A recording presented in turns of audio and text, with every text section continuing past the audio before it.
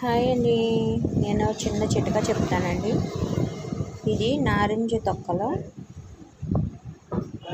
మనం చేపలు కడిగినప్పుడు కానీ, రొయ్యలు కడిగినప్పుడు కానీ, చికెన్ కానీ కడిగినప్పుడు కానీ, ఏది కడిగినా నీసు వాసన అనేది ఉండదు.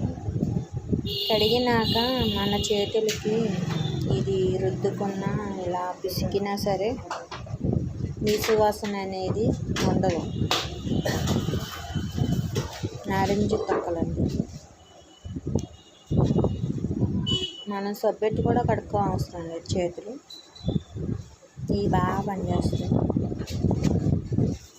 ఇలా రబ్ చేసుకుంటే చేతిలో పెట్టుకుంటే నీసు వాసన అనేది రాదు.